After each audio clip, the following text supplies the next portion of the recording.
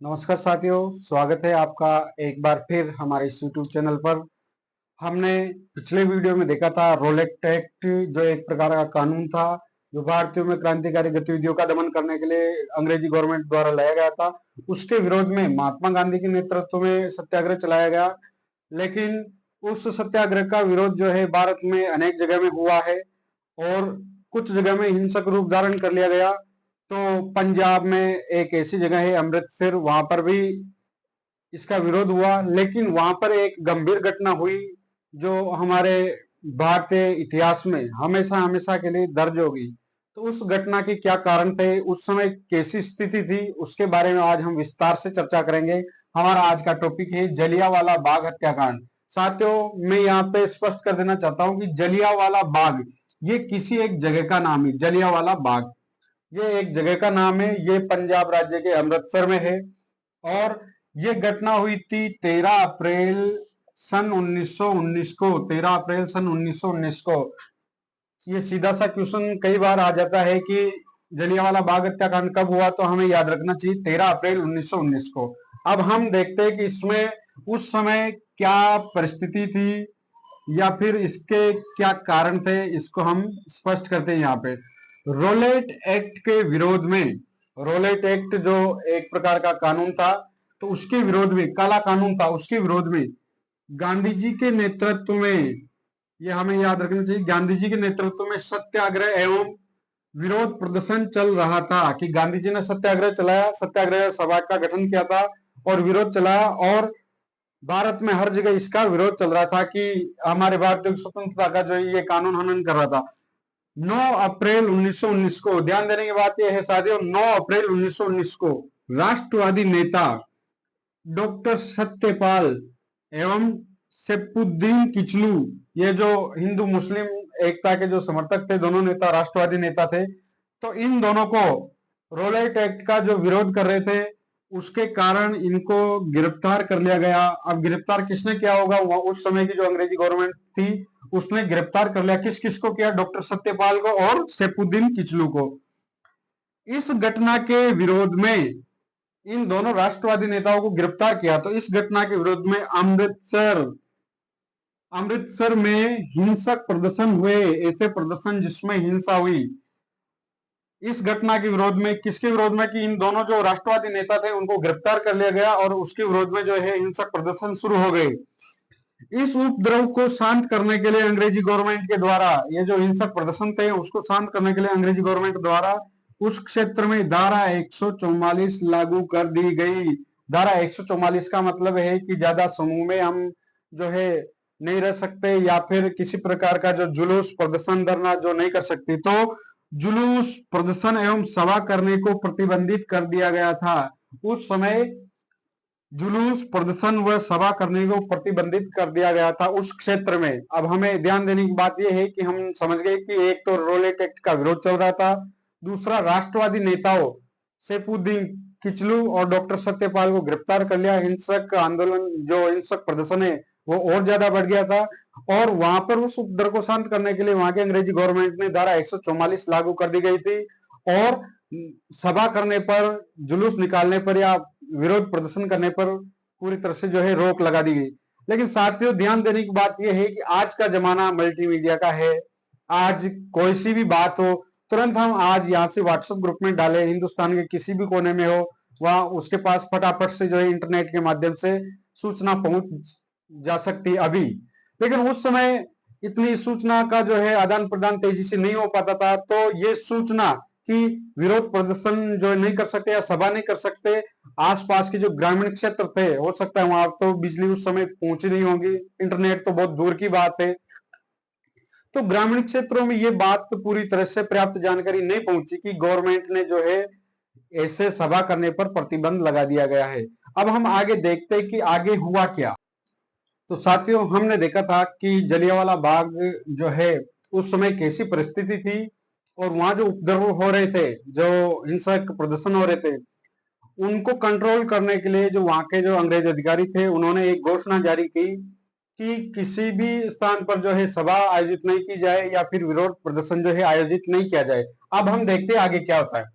13 अप्रैल 1919 को 13 अप्रैल सन 1919 को वैसाखी के दिन एक त्योहार आता है, वैशाख महीने में वैसाखी के दिन आसपास के गांवों के लोग वैसाखी मनाने के लिए शहर के सबसे लोकप्रिय स्थान जलियांवाला बाग में एकत्रित हुए।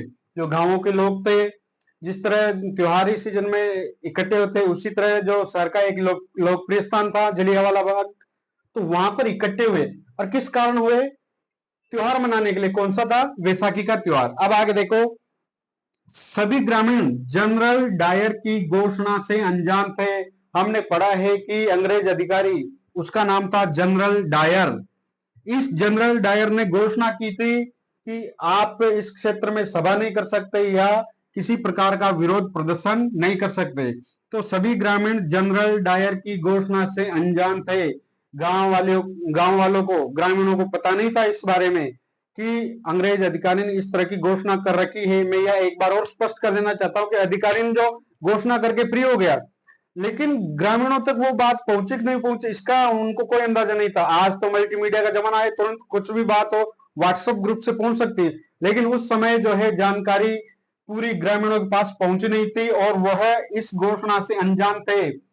ये क्वेश्चन आता है कि कौन सा अंग्रेज अधिकारी था? तो वह जनरल डायर था जिसने ऐसी घोषणा करी थी। आगे देखो, त्योहार का आयोजन हो रहा था उस बाग में, तो त्योहार के आयोजन के साथ साथ रोलेट एक्ट के विरोध में भी एक सभा का आयोजन हो गया। त्योहार का आयोजन हो रहा था, तो बुद्धिजीवी लोग जो है वहां बाहर थे, वहां सभी इकट्ठे हुए। बच्चे भी थे, त्योहार मना रहे थे, महिला भी थे, बड़े बूढ़े सभी थे। तो त्योहार मनाने के साथ साथ एक मीटिंग हो गई और उसमें रोलेट एक्ट के बारे में जो है बातचीत शुरू हो गई। इसी बीच जनरल डायर ने जनरल डायर ने इस सभा के आयोजन स्थल को सरकारी आदेशों की अवहेलना समझा। जनरल डायर ने यह समझा कि जब मैंने घोषणा कर दी कि कोई भी सभा नहीं कर सके, ये जरूर सरकार के खिलाफ कोई ना कोई षड्यंत्र कर रहे हैं, ऐसा उसने समझा। किसने समझा? जनरल डायर ने, जिसने ये घोषणा कर रखी थी कि किसी भी प्रकार की जो है सभा नहीं की जा सकती। आगे देखो, जनरल डायर ने इस सभा के आयोजन को सरकारी आदेशों की अवमानना समझा तथा सभा स्थल को सशस्त्र सैनिकों के साथ घेर लिया गया।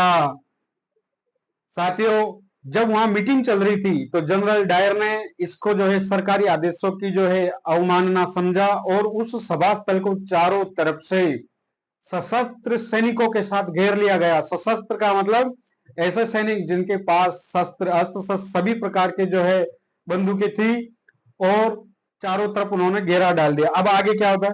जनरल डायर ने बिना चेतावनी दिए, मीटिंग चल रही थी, सब बेचारे, बच्चे भी थे, महिला भी थी, बड़े बुजुर्ग सभी थे, मीटिंग चल रही थी, उनको क्या पता कि अब कुछ ही क्षणों में एक ऐसी आपात जो है स्थिति आने वाली है।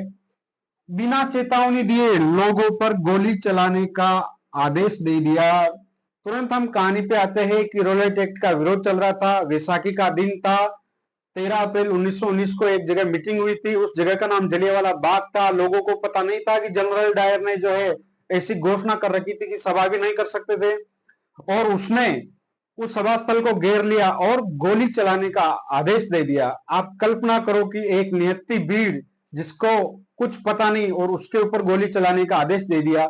अब हम देखते कि आगे क्या हुआ। तो साथियों, हमने देखा कि जनरल डायर, जिसने जलियांवाला बाग, जो कि एक अमृतसर में एक जगह है जलियांवाला बाग, वहां पर जो मीटिंग चल रही थी वैसाखी के दिन, उसको सरकार के आदेशों की अवमानना समझा और सशस्त्र सैनिकों के साथ उस सभा स्थल को चारों तरफ से घेर लिया। अब हम आगे देखते कि क्या हुआ वहां उस दिन। वो डेट थी साथियों 13 अप्रैल 1919। लोगों पर बिना चेतावनी के गोली चलाने का आदेश दे दिया। किसने दिया? जनरल डायर ने। जनरल डायर ने कहा कि गोली चलाओ इस पे, तो उन लोगों पर गोली चलाने का आदेश दे दिया सैनिकों को। लोगों पर तब तक गोलियां बरसाई गई जब तक सैनिकों की गोलियां समाप्त न हो गई। उनके बंदूकों में जितनी भी गोलियां थी उतनी सारी खत्म हो गई, तब जाकर के वो रुके, वरना चारों तरफ से उस सभा स्थल को घेर लिया और निहत्थी भीड़, जिसमें बच्चे, बूढ़े, युवा, महिला जो सारे निहत्थे लोग थे उन पर धुआंधार जो फायरिंग की गई, गोलियां बरसाई गई और तब तक बरसाई गई जब तक वो सारी गोलियां जो है उनके पास समाप्त नहीं हो गई। आगे देखते, सैनिकों से चारों ओर घिरे होने के कारण निहत्थे लोग गोलियों से छलनी होते रहे। कल्पना करो कि एक ऐसी जगह जहां पर एक भीड़ इकट्ठी है और चारों तरफ से सैनिक गोलियां चला रहे। अब कोई भागना चाहे तो किधर भागे, उधर जाए तो भी गोली लगे, इधर जाए तो भी गोली लगे, तो न तो भाग सके और निहत्थे जो सारे लोग थे वो गोलियों से छलनी होते रहे। और इस घटना में लगभग 1000 लोग मारे गए। साथ ही एक ऐसी घटना थी, नियति भीड़ पे जो है गोलियां चलाई गई। किसने चलवाई? जनरल डायर ने चलवाई, और तब तक चलवाई जब तक वो बंदूकों की गोलियां जो है खत्म ना हो गई। और लगभग 1000 लोग मारे गए, जिसमें बच्चे, बूढ़े, युवा और महिलाएं सभी थे। इस घटना ने पूरे देश को स्तब्ध कर दिया गया। ये ऐसी घटना थी कि एक मीटिंग सभा स्थल पर जो है बिना चेतावनी जनरल डायर ने जो गोलियां चलाई तो इतने निहत्थे लोग मारे गए, तो पूरा देश स्तब्ध हो गया। सभी जो है अंग्रेज समर्थक थे तब तक, वो भी अंग्रेज विरोधी हो गए कि देशवासियों की ऐसी दशा हमारे देश में जो बाहरी शासक है उनके द्वारा, तो जो है अंग्रेजों के खिलाफ रोष और ज्यादा बढ़ गया। और साथियों, रविंद्रनाथ टैगोर ने अपने सर की जो नाइटहुड, सर की जो उपाधि थी वो लौटा दी। महात्मा गांधी ने केसरे हिंद की उपाधि जो लौटा दी। और अनेक प्रकार के जो है परिवर्तन इसके बाद में हुए। तो अब हम आगे देखेंगे कि ये जो जलियांवाला बाग हत्याकांड हुआ है उसके बाद में क्या हुआ। क्या कोई जांच कमेटी बैठी? हाँ, जरूर बैठी। विलियम हंटर जो एक अंग्रेज अधिकारी थे, तो उसके नेतृत्व में एक आयोग बिठाया गया, जांच कमेटी बिठाई गई जिसको हंटर रिपोर्ट कहा जाता है। इस वीडियो के बाद हम उसमें पढ़ेंगे। आपका ये वीडियो देखने के लिए बहुत बहुत धन्यवाद। अच्छा लगा हो तो लाइक जरूर करना और शेयर करना। और ये जो 13 अप्रैल 1919 से इस डेट को जरूर याद रखना कि इस दिन हमारे भारत देश में जो अंग्रेजी शासन था उसमें एक अधिकारी द्वारा निहत्थी भीड़ पर जो है गोलियां चलाई गई। और उसी को जो है उसी कारण ये घटना हमारे भारतीय इतिहास में हमेशा के लिए दर्ज होगी। Thank you.